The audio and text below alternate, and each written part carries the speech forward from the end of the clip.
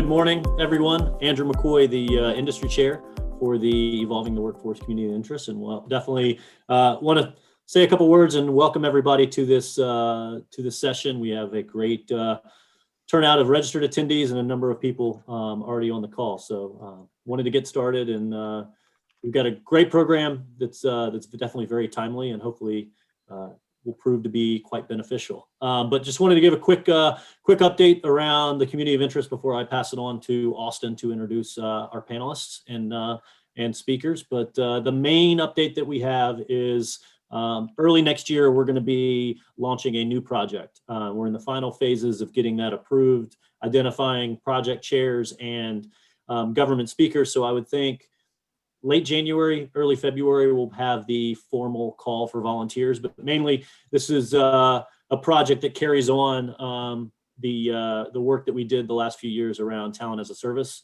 This would kind of look at version 3 of that project, but really reforming or actually federal hiring transformation. So looking at recruiting and hiring best practices within Fortune 500 companies and create a guidebook for federal agencies that they can use, kind of both as an as-is and then a to-be type situation, of course, in line with all legislation, regulation, and cabinet level guidance. We're currently looking or finalizing our sponsors and the government lead for this project, and that'll probably go into the beginning of the new year with the holidays and the transition that we have. But the goal is to get that finalized, hopefully by the end of January, and then have the formal call of volunteers with more information out to the community. So stand by. Similarly, our next event that we will have within our COI will be in February. We're taking January off.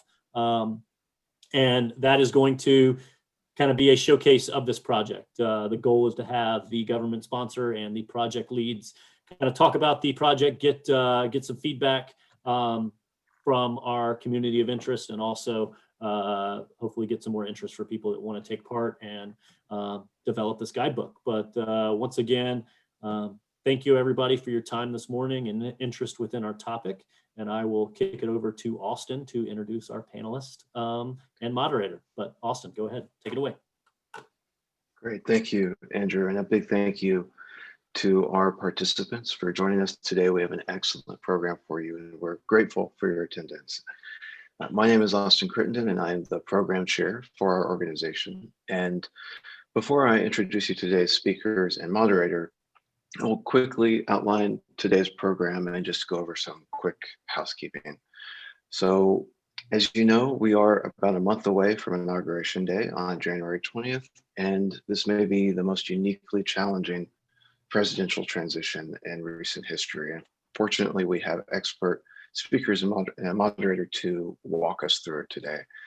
Each of our speakers will provide a brief opening remark, and then we will pivot to a moderated discussion. And we highly encourage you to participate by using the chat box or by using one of the emoji buttons on Zoom, and you're welcome to join the conversation, comment, or ask your questions. So we want this to be a discussion more so than a lecture. So we welcome your feedback and questions during the moderated discussion. So with that being said, I will go ahead and introduce today's speakers and moderator. First, we have Jeff Neal, who is the former Chief Human Capital Officer, Chico, for the Department of Homeland Security. And he is currently the author of chiefhro.com. He also writes extensively on a number of publications, including GovExec and Federal News Radio. And he has written extensively on Schedule F and other executive orders currently under scrutiny by the incoming administration. I will also send a link to his blog in the chat so you guys can check him out and learn more about his writing. And we also are very grateful to have Robert with us today. Robert is the National Managing Principal for Public Policy at Grant Thornton, and he's the former Associate Director for the U.S. Office of Management and Budget at OMB. Robert has also spoken extensively on Schedule F and other executive orders and transition-related issues. He co-hosts a podcast called Fed Heads, featuring a weekly discussion on government management issues. I'll provide a link in the chat also to his podcast, so you guys can check him out and join his discussion. And we are fortunate to have a fantastic moderator, Ronna Garrett, who is the former Deputy Chief Human Capital Officer for the Department of Defense and is currently a Director of Program Development for YRCI. And she's developed some excellent questions to engage in our discussion. So with that said, I'm going to hand it over to Ronna to begin our session. Thank you, Ronna. Well, thanks for the warm introduction, Austin. I kind of chuckle at the title Moderator. I know that Jeff and Robert are both known for their robust opinions about federal government matters, but I'm hoping I'm not going to have to moderate like a debate. I think we'll all join in some good discussion. What I do hope is that the audience is going to join us. I know that people call me and write me, and they do, Jeff and Robert, all the time about these topics we're going to discuss. And I hope that you engage with us, because we're looking forward to hear what you think and engage with you in discussion as well. And so before I hand it off to Jeff and Robert for their opening remarks, I kind of think I have to say a couple of things to kind of set the stage. You know, first and foremost, I scanned the news networks before I joined the Zoom call just to make sure there was no passing of any omnibus package that I didn't know about. So we all know we're coming upon the end of a week of a spending bill that was approved last week. And we know that, you know, they're negotiating things like coronavirus relief and agency funding. And I'm going to ask my colleagues about their opinion on that and why perhaps the Schedule F should have been addressed in some of this negotiation. And then second, the big topic I think that everybody's waiting to hear about and maybe join us in discussion. You all know that on 21st October of this year, President Trump issued an executive order on creating Schedule F in the accepted service. And you know that the order says that agencies should have a greater degree of appointment flexibility for career positions in the federal service. And the description is those that are confidential, policy determining, policy making, or policy advocating. And so we're going to discuss the stated intent. Looking forward to what you think about that. And we're also going to talk about the impact if fully implemented. And then third, before I hand it off, you know, lots of discussion over the last couple of months and certainly gaining momentum here in the last couple of weeks with the Biden-Harris administration incoming. They've announced their priorities are COVID-19, economic recovery, racial equality, and climate change. And so I'm going to ask my colleagues their thoughts on what the incoming administration might focus on with regard to federal government workforce priorities and how it might change what is currently going on in the current workforce. So with that, I'm going to ask Robert to go first and kind of provide us some opening remarks, and then Jeff, and then we'll transition to our moderated discussion. Thanks, Ronna. Delighted to be with you. And I'll be try to be as brief as you told me to be, but rein me in if I get out of control.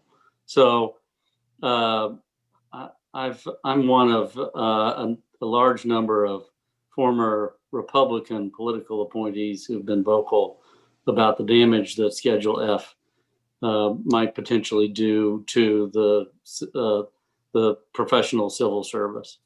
And I think that's why I'm here today. Often play the role of a token Republican in conversations of this nature, but I'm proud to do it. You know, the civil service system under which we operate is the envy of the world. And, you know, I would guess, tracing back to the assassination of James Garfield, who was gunned down by an office seeker, that led to important reforms that tried to ensure positions were given to people based on competition and merit, and that they were held accountable for their performance, and that those two bookends of a career were not impacted by the political whims of appointees. And those protections have stood the test of time. I can tell you because I tried to erode them. I'll talk about that in a little bit. But I will say that as we've had these discussions around Schedule F, I've thought about my 7.5 years at OMB, where I was an eager beaver, had ambitious plans and unimpeachable ideas. And when I presented those ideas to the incredibly talented civil servants at OMB, they would politely agree and say that you're right, that is a wonderful idea, except it's the stupidest idea I've ever heard, to quote an obscure Neil Simon movie. And they would explain the difficulties or the potential impact of what we were proposing, the legal impediments to getting done what we wanted to get done. And sometimes that was a bitter pill to take. I'd like to think I would have stomached it professionally, but I think what Schedule F introduces the potential that one could just fire individuals based on the advice they were giving in order to find someone who simply agreed with them and would go along what they chose. And I think in the current environment, that potential damage comes in sharp relief. In fact, I'm thinking about recent stories about how CDC coronavirus guidance has been modified based not on science, but say potential impact that health guidance could have had on the economy. More than arguably, almost definitely, an inappropriate introduction of factors outside what should appropriately govern the writing of that guidance. So, I think my personal experience tells me just how important those guide rails are. Our current experience suggests that they're even more important. And I think what you can look for in how the Biden administration will take care of Schedule F is a lot of how it will build an agenda to restore a lot of the institutions that you've seen, if not destroyed, incredibly weakened in the last several years. Including executive branch, congressional relations, including the presidential transition process overall, including the Office of Special Counsel and its important role and the Office of Government Ethics in ensuring an ethical administration. Just some of a long list of institutions that will need to be restored, rebuilt, strengthened. I'm proud to be among a real bipartisan group of folks who've called this out in particular, but I think it'll take all of us really to say we need to rebuild and restore trust in a lot of these institutions, these guardrails that keep our democracy strong, our government operating efficiently. I will say that weaknesses in the civil service system include an inability to recruit and retain those we want, those who we need to perform important missions. And it's also not really good at dealing with poor performers. And our inability to address those structural weaknesses in our civil service system is a lot of what has led to Schedule F. I do think there are some negative motives, some impure motives, if you will, behind Schedule F. But what they're intending to address, at least on the surface, are systemic problems that need to be fixed. So, Jeff, I think I'm turning it over to you. Thanks, Robert. I thought it was interesting you mentioned President Garfield. President Garfield his assassination was one of the things that prompted the passage of the Pendleton Act that created the civil service. And prior to the Pendleton Act, people used to advertise in the Washington papers for federal jobs. I don't mean agencies advertising to fill federal jobs. I mean employees saying, I'll pay somebody X amount of dollars if they will help me secure a federal clerkship or something like that. And so people it was a pure spoil system. It was corrupt. And Mr. Garfield said that the federal office seekers hovering around Washington reminded him of vultures waiting for a wounded bison to die. And then, of course, he ended up dying as a result of a job seeker, a guy named Charles Guiteau, who killed him. Charles Guiteau thought he was personally responsible for Mr. Garfield being elected, so he was not quite well. So what we ended up with is something that eventually replaced a spoils system with a merit-based system. And that is something that people tend to forget about. Imagine what would happen if every time an administration changed, everybody, all the professionals at OMB were just kicked out and political hacks were brought in. If all the people at the Bureau of Labor Statistics who actually do good work and care about the accuracy of their work were replaced with people who were political sycophants who would do whatever a president of the United States wanted. And we wouldn't have unemployment problems because nobody would know what the unemployment rate is. Nobody would know what the inflation rate is. Nobody would know what the population of the country is, because the political hacks in the Census Bureau would be cooking the census every 10 years to keep a party in power. That's what Schedule F opens the door to. Schedule F opens the door to the destruction of a competitive civil service, the return to a spoils system, and it makes it not only possible, but likely that that will happen.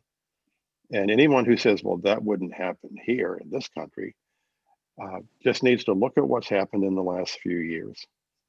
Read the article in the Washington Post yesterday about the state of Florida cooking the books on its coronavirus reporting for a couple weeks before the election to make it look like the numbers were down. And then multiply that times every agency in the federal government. And imagine what happens if we have a Schedule F based federal government. If we do, then we no longer have government that's fact-based. We no longer have government that can be trusted to actually carry out the oath of office, and we are in a world of hurt. So Robert is right. There are problems with the civil service. The way to replace the problems with the civil service is not Schedule F. Schedule F is the dark side of the force when somebody tells you that there are good things that can come out of Schedule F if you just implement it the right way. They are wrong. There is so much evil that can come out of Schedule F that it's not worth risking trying to get the 5% of good you might be able to get out of it. Is a dangerous thing. It needs to go away, and it needs to go away quickly. With that, I'll shut up. I appreciate both of you providing an overview first, and there's a lot to drill into, and I know the audience is probably thinking about some things too. You know, probably a lot of our audience, our community of interest is evolving the workforce, and a lot of our audience oftentimes are human capital experts who oversee human resource programs, but I'm just glancing at who's attending. It looks like such a more diverse audience that we have. I think everybody is interested in what we have to say and discuss about this. So thank you for the context. But I want to drill into just a couple of things that you alluded to. And the first is the stated purpose of the executive order. It says that, you know, it would be, the stated intent is to hold career federal employees more accountable for their performance. And Jeff, you alluded to it already, but you've been quoted as saying that this order is the most direct assault on the career civil service since the passage of the Pendleton Act in 1883. And the executive order also refers to a 2016 study, Merit Principles Survey, that reports that less than a quarter of federal employees believe that their agencies address poor performers effectively. So there's the connection. The Schedule F, the stated intent is to hold employees more accountable. They're referring to this 2016 survey. I was a 34-year Fed Deputy Chico oversaw programs and people, and I too was frustrated sometimes with effective performance management tactics. But here's my question. There's two things here that I think I want to drill into. Do you believe that the federal government employees, when they answered that survey, do you believe that they thought that the system was ineffective, or that perhaps leaders weren't doing the job that they were hired to do and utilize the tools that they currently have to affect effective performance management? So I'll toss it to Jeff first. Okay. So I think the whole issue of performance management as a reason for Schedule F is a pretty little merit-based fig leaf that they put over something very ugly.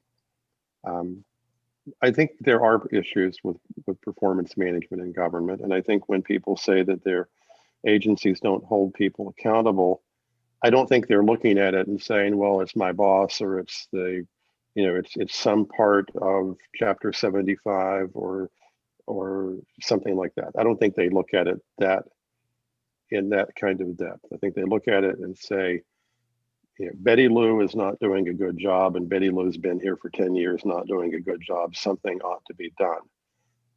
So I think that's what they look at.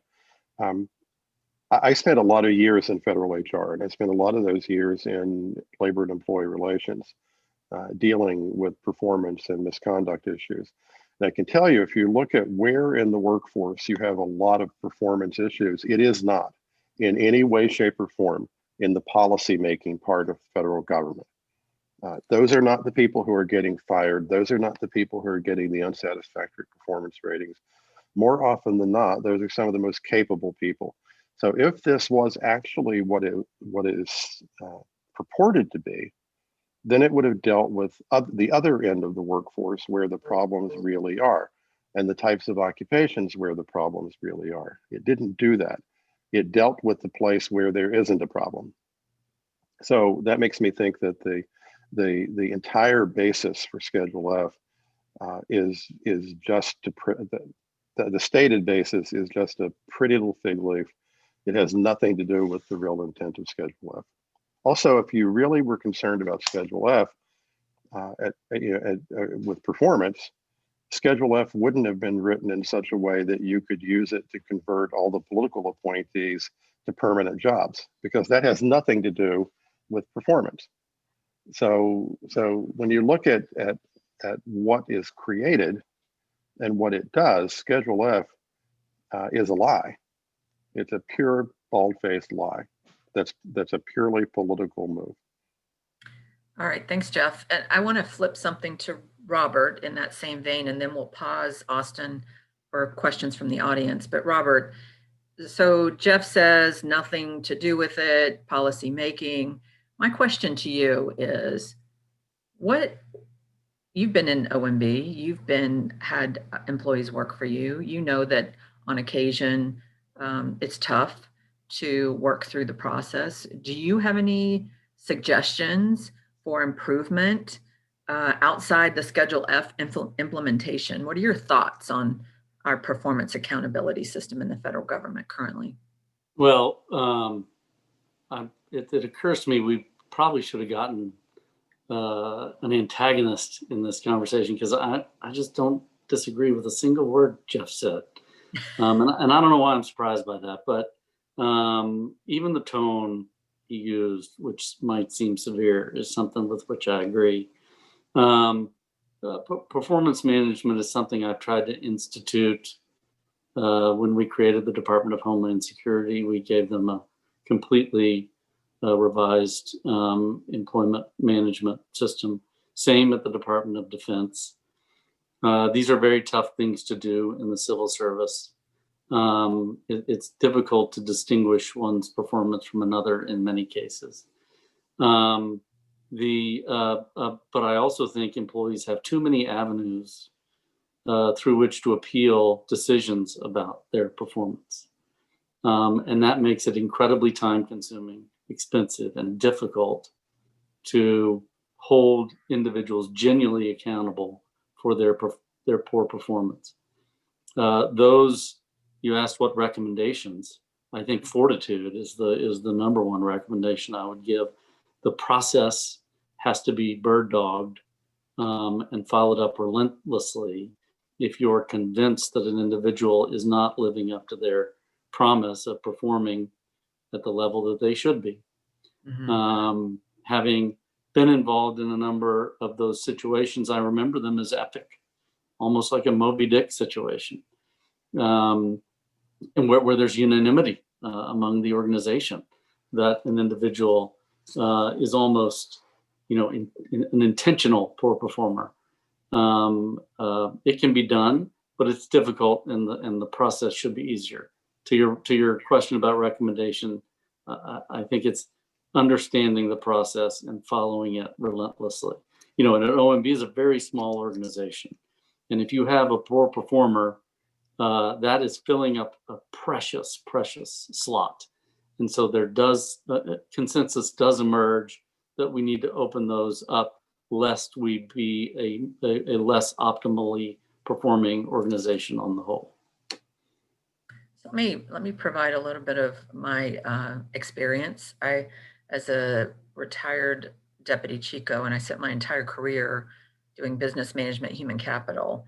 So my experience has been with leaders that often leaders are not properly prepared or held accountable to lead and manage, and often don't have time because they are running programs. And if you are, in my view, if you're an aspirational leader and you are a leader someone aspires to be, you are not just being effective in running programs and doing things. You are inspiring people to be their best.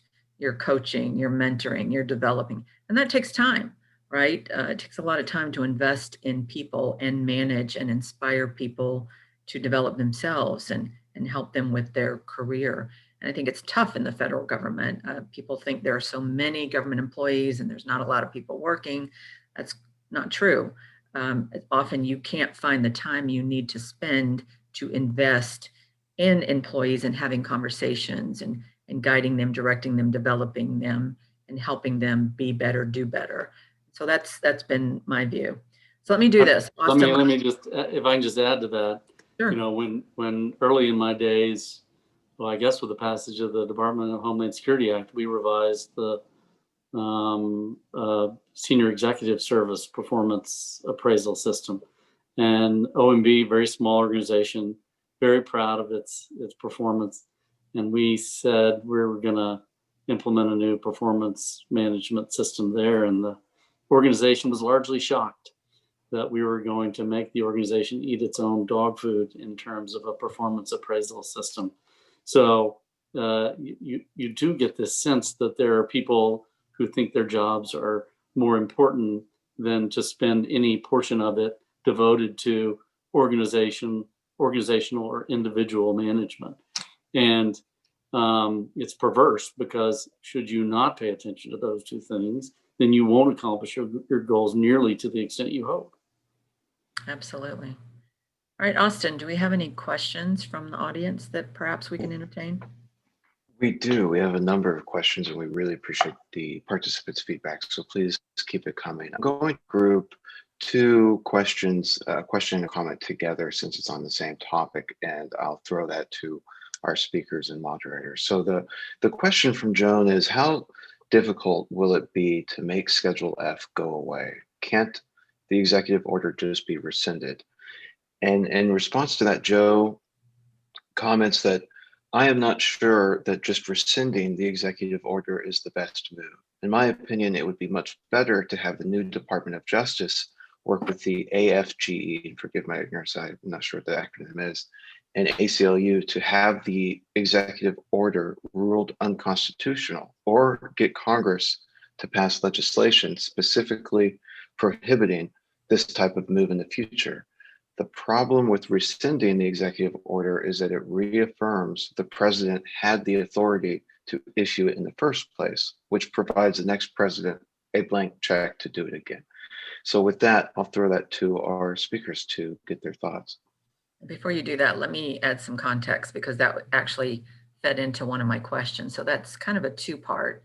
The first is, let's address why wouldn't we just include it in congressional movement now, you know, as part of what they're doing now to get rid of it, or as soon as Biden gets into office, do an executive order. And that must have been an attorney or a labor relations person giving us that explanation on, you know, if we were to do that, that would kind of honor that he had the authority, the president had the authority to do it in the first place. So let me hear from Jeff on, because I've heard you speak about this already, Jeff, on your thoughts on why not do something now? Why wouldn't Congress do something now?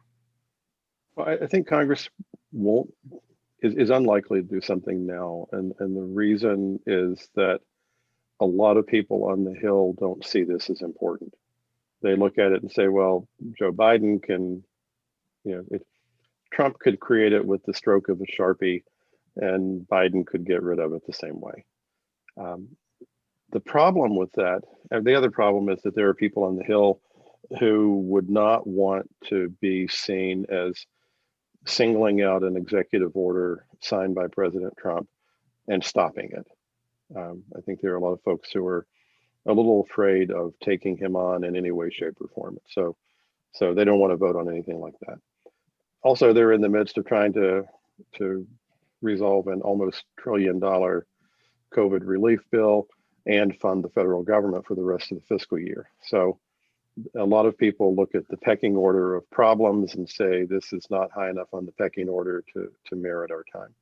So that's the reason I think Congress won't do something about it. As far as whether or not the president constitutionally can do it, I'm not a constitutional lawyer. I'm not a lawyer of any kind, but I think he can do it.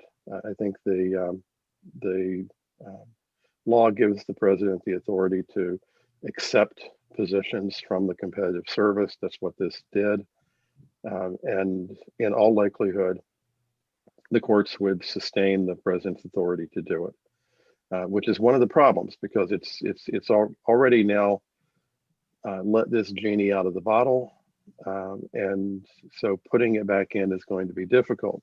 I wouldn't be surprised even if President Biden gets rid of it to see the next administration reinstitute something like Schedule F, unless there is between now and then some congressional prohibition on doing it. And the prohibition would be relatively easy, and that would be to say that you can't accept positions, you know, categories of more than say 1,000 positions without congressional approval. So they could rein in the accepted service authority, and that would actually be a good idea. And some folks say, well, you know, the federal government needs the flexibility without going back to Congress. Keep in mind, we've had the accepted service for a long time, and we're just up to Schedule F.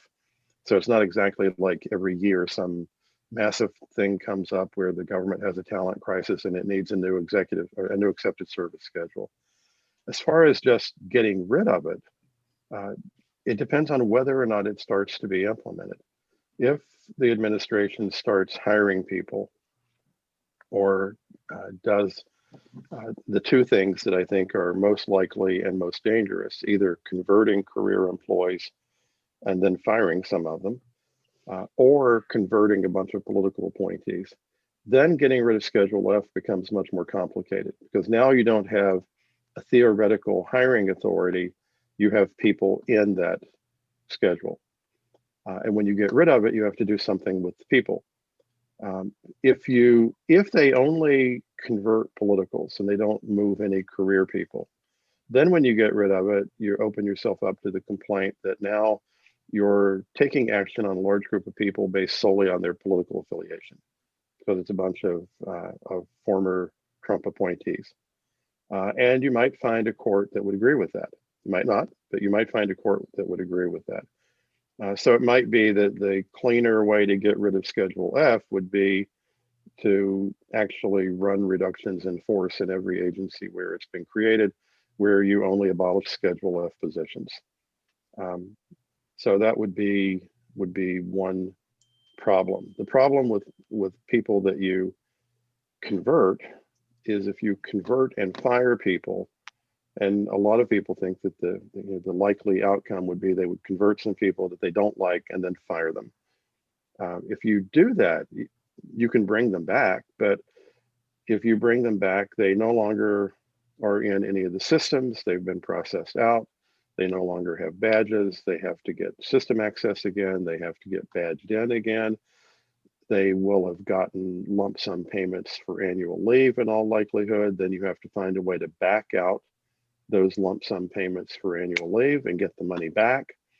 They're not going to get all the money because the IRS is going to get a big chunk of it. So you have to figure out a way to either cancel the action or to rehire them and figure out some way to get the annual leave back in their accounts and their sick leave back in their accounts. Then you have the disruption that's caused by it. A lot of people, if they were let go in a case like that, who were eligible to retire, and that's a lot of the federal government right now, would probably just say to hell with it and retire. And if they do retire, then they just can't just come back. They would only be able to come back as reemployed annuitants. So when you start trying to unravel this thing, once it starts, it gets messier and messier and messier, because a lot of those little details that HR people deal with all the time are a lot more than little details. They're important, and they generally have a legal or regulatory basis behind them, and you can't just snap your fingers and make it go away. So it makes it very, it's certainly possible to undo it, but it's a lot of work, a lot of time and money, all spent to do something that would be undoing a purely political move. Yeah, I agree with that. And I can almost feel the reverberation of my human capital colleagues in the audience about all the work that it would take to undo it or fix it. It's always the action that keeps on giving, right? So it's a little bit daunting. Robert, do you have any thoughts on that? Well, I agree with Jeff's legal interpretation, though I am just a country lawyer. I think if you read Title V, there's a hot debate going on about whether or not it would stand up to judicial scrutiny.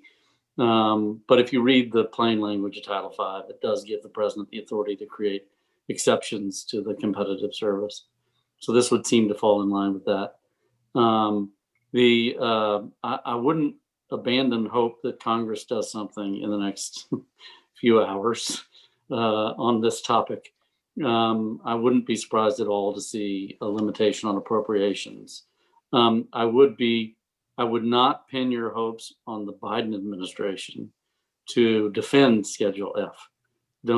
That would be expecting them to advocate against their political interests, and I just don't think that's practical. And I think the risk that Jeff described, that the court would rule it perfectly legal, perfectly constitutional, is too high to let that happen. And I won't belabor any more of the complexities that Jeff described, because I already have a migraine as a result of just listening to him.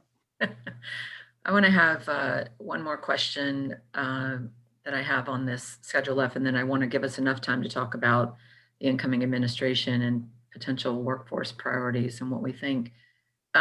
So you all know that the OPM's acting director, Michael Regas, issued a memo on 23 October providing implementing instructions to the CHICOs and gave a 90-day deadline, which I think puts it at January 19th, for them to get back to OPM and identify which jobs would petition OPM, for which jobs would be covered under Schedule F, and then OPM holds the authority to do that. And it's been reported in the press, as you know, that OMB has already done that, and 88% of their jobs have been identified for Schedule F, which is no surprise because of the work and the mission that they do. So I went back and looked at the Plum book and all of, how many positions could currently be without Schedule F under presidential appointment. And I know my human capital experts out there all know that there's currently basically four types of appointments with presidential appointments. So, could be 4,000 or 5,000 right now, presidential appointees based on confirmation and all of those things.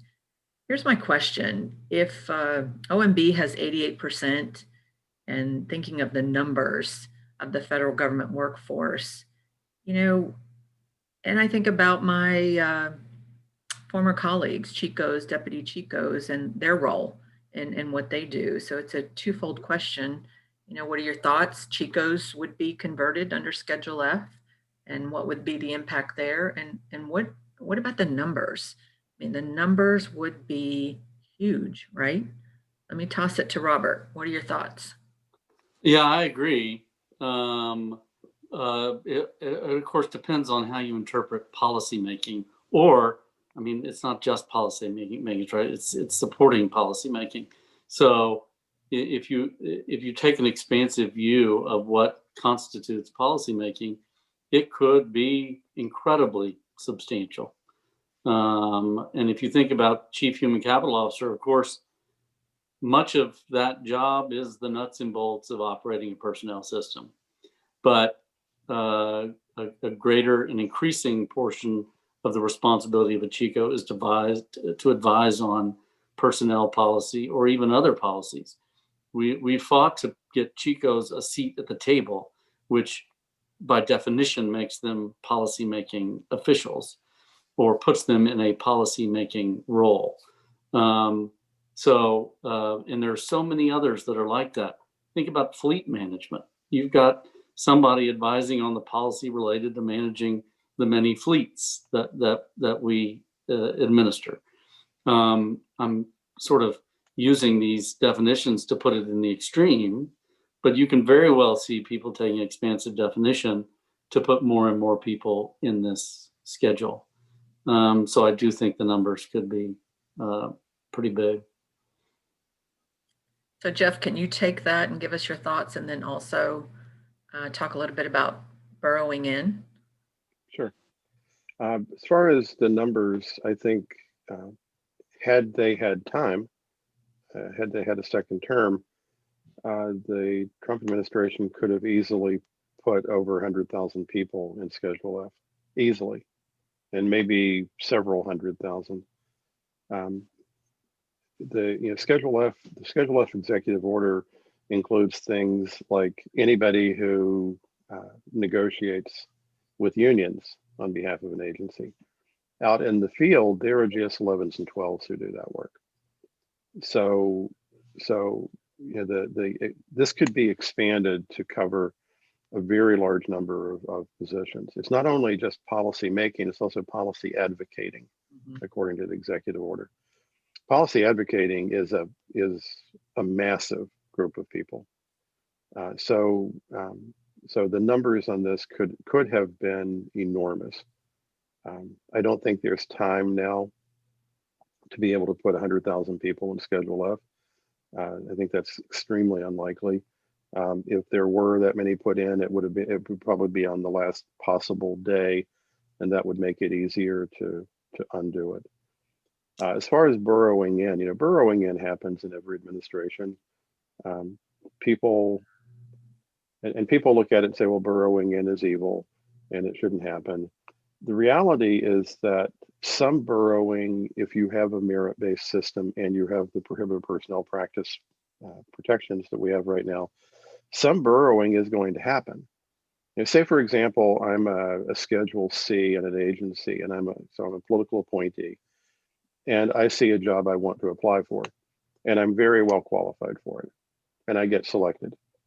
Some people would say, okay, that's burrowing in. Well, yeah, the way we describe burrowing in, it is. How would you stop it? Would you say to me, no, Jeff, we're not going to hire you, or Ronna, we're not going to hire you because you were a Schedule C, and even though you're the best qualified person we got for this, we're not going to hire you because you're a Schedule C.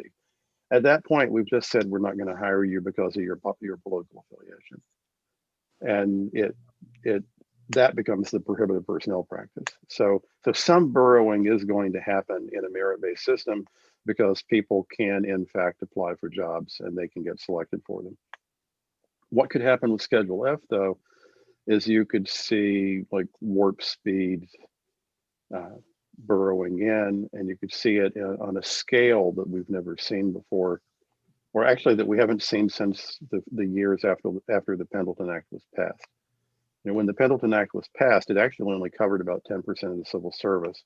And we had a series of one-term presidents after that. And as a result, they put more and more and more positions into the competitive civil service. And that's how we got the bulk of the civil service being covered by the merit-based civil service rules. We could easily see hundreds or even thousands of political appointees burrowed in with Schedule F. And that would get very messy. It would be unprecedented, something we've really never seen. And so that's a big risk. Will it happen? I don't know. Can you imagine being a Trump appointee trying to find a job right now? That Schedule F or burrowing under any circumstances got to be real attractive looking. Let's pause there, Austin. Do we have questions before we're going to transition? We only have about 8 more minutes, and I want to talk about the incoming administration. Do we have questions that pertain to Schedule F that we haven't addressed? We are good on Schedule F. We have a handful of questions that are on performance management if we are ready to shift to a new topic. Go ahead. Yeah. So we have a question from Sarab. He asks that, first he says, I've worked for 2 agencies, OPM and DHS. The way poor performers were dealt with and the time and effort involved in removing these poor performers varied drastically. Do the panelists have any comments on why there may be variation in being able to address poor performers?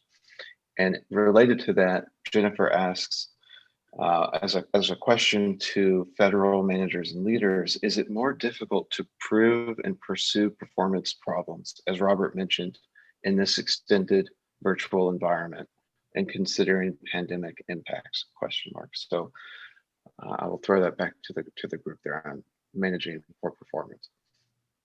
And on the first one, the difference in the way people handle poor performers, I'll refer back to my comments on leadership. And I think it was Robert that talked about fortitude. So let me toss that over to Robert, and then we'll toss the second one over to Jeff.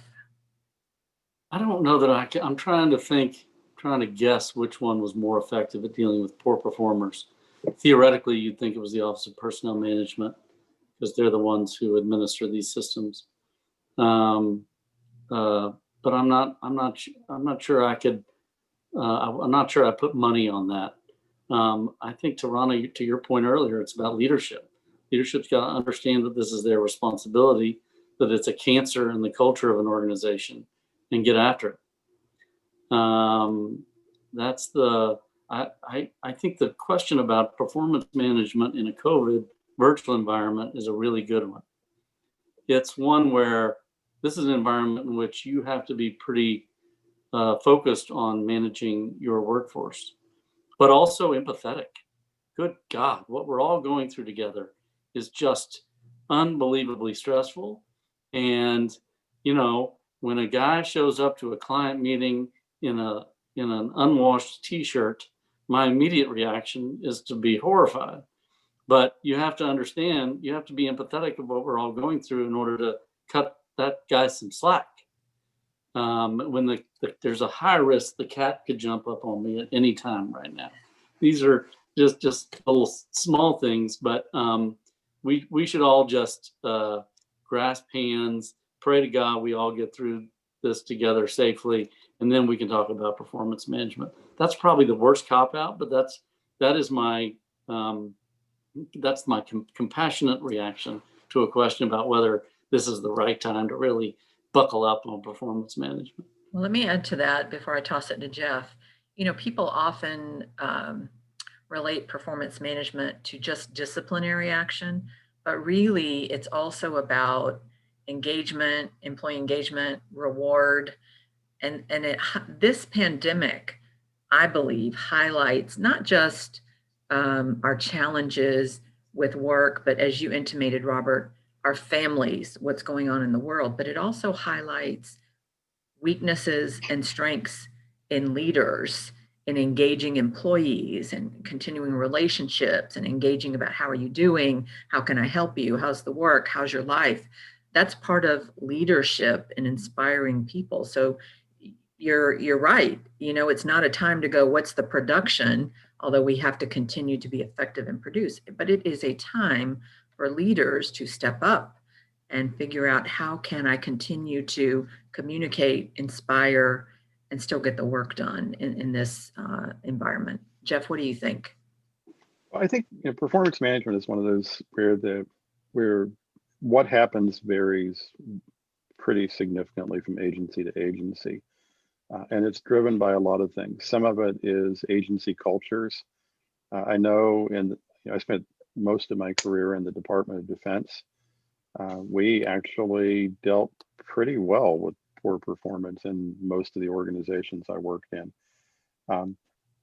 When I went to another department in a civilian agency, I was amazed that their means of dealing with poor performance or misconduct was frequently to reassign the person. And I ran into cases where people had been reassigned 4 or 5 times because, after all, eventually they thought it was going to work. And of course, it never worked.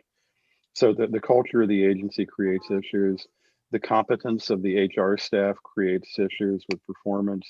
The unwillingness of many attorneys to risk losing a case creates problems. Sometimes you have an HR person who's really good and helping a manager who's got some backbone and is really willing to deal with a performance issue or a conduct issue. And then you get to the lawyers, and the lawyers say, well, I could lose this if this employee appeals, and I don't want a loss on my record, so we have to settle. So and then you get managers who sometimes they're trying to do what they think is the right thing, and an employee's got a problem, and so they talk to them, give them a pass, talk to them again, give them a pass. Eventually, the manager reaches his or her breaking point, goes to HR and says, I've had this problem for the last 2 years. And when HR says, okay, well, what have you done so far? And the answer is, well, I've given them a good talking to.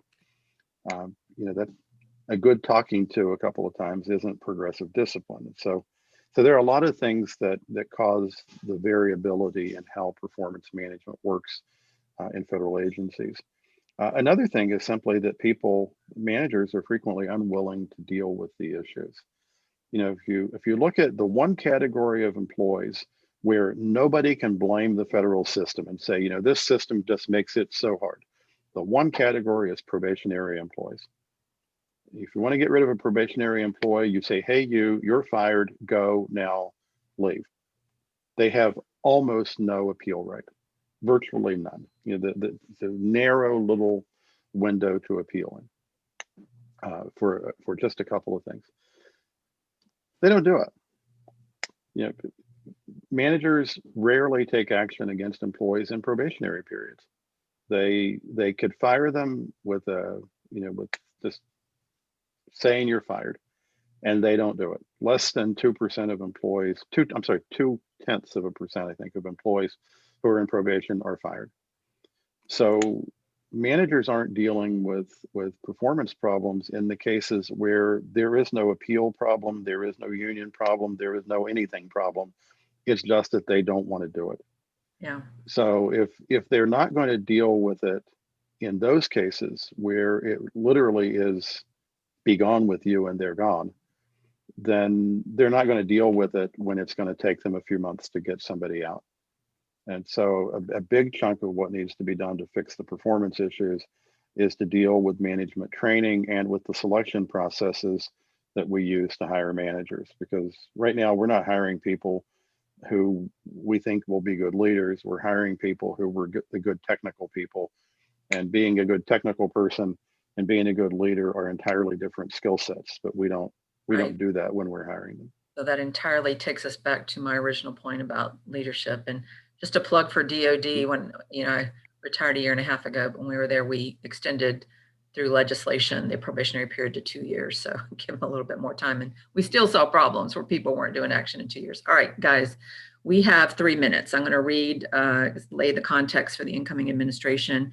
I'd like you in your best 45 seconds or less, tell me what you think the priorities will be. So you heard me mention earlier, the stated priorities for the incoming team is COVID-19, economic recovery, racial equality, and climate change. I'd like to hear as it relates to the workforce. They've been working for months on policy initiatives affecting agency operations and the federal workforce. And in fact, the transition team has gone on record and repeatedly stressed that it plans to engage with civil servants, and they've referred to civil servants as, quote, the heart and soul of government. It's also been reported, and I've seen in the news, that they've met with labor unions, advocacy groups, and former government officials on how best to address the needs of the federal workforce. So my question to you is, what do you think the focus is going to be, and or what should it be for the incoming administration? Jeff, you first. Well, I think those items you listed obviously have to be the real focus, and that's COVID and the economy and climate. Those are real earth-shattering issues. The thing that I think is most critical from my perspective is that there are 2 million federal employees, and without those 2 million federal employees, the Biden administration will get nothing done on COVID. It'll get nothing done on climate. It'll get nothing done on the economy. There is nothing the administration can do without those 2 million employees. And so that's one of the reasons I've been saying for quite a while that the next president ought to take a personal interest in dealing with some workforce issues, because they are absolutely essential to him being able to get anything done. And I think a lot needs to be done to restore confidence in the federal government and in the federal workforce, and a lot needs to be done to get the federal government to the point where it can attract and retain the talent that it needs. Keep in mind, a very large percentage of the federal workforce are older. We have more people in government over 60 than we have under 30. So the federal workforce is aging and retiring out, and the government, I think, is not really well positioned to be able to recruit and then retain the type of talent that it needs for the future. So that needs to be a big focus of the next administration. All right, Jeff, thank you. Robert, your thoughts? Yeah, I'll be quick. I think the best thing that the incoming administration could do would be to restore respect for the civil service, and you see them doing that. I also think shoring up a lot of the institutions, OPM, Office of Special Counsel, Office of Government Ethics, those are some important things that they could do. Frankly, I think the thing that is the greatest risk is high expectations. There are such enormous expectations, and the administrations can be so focused on addressing the pandemic and economic recovery that I fear this may be missed, or they'll be so distracted by other things they won't get to this. I do expect a president's management agenda to be announced in regular order, which means within the next year. I do expect workforce to be an integral part of that agenda. So it won't be missed entirely, but the extent to which it's a major priority is something that remains to be seen. All right, thank you. And with that, I'm going to close out the moderated portion. I thank both of our guest speakers, Robert Shea and Jeff Neal, and Austin, thank you for the time. I'm going to toss it back to you for a quick closeout. Yes, just a big thank you, Ronna, for moderating this excellent discussion, Robert and Jeff for providing your insight, and for the participants, thank you for joining us. We really appreciate your time, and we have posted in the chat the links to stay in touch with our speakers for their respective websites. So please check that out and stay in touch with their work. And just thank you again on behalf of the EWF COI. Thank you all for attending. Thank you all. Happy holidays. Thanks. Happy holidays all. Thanks, everyone. Thank you.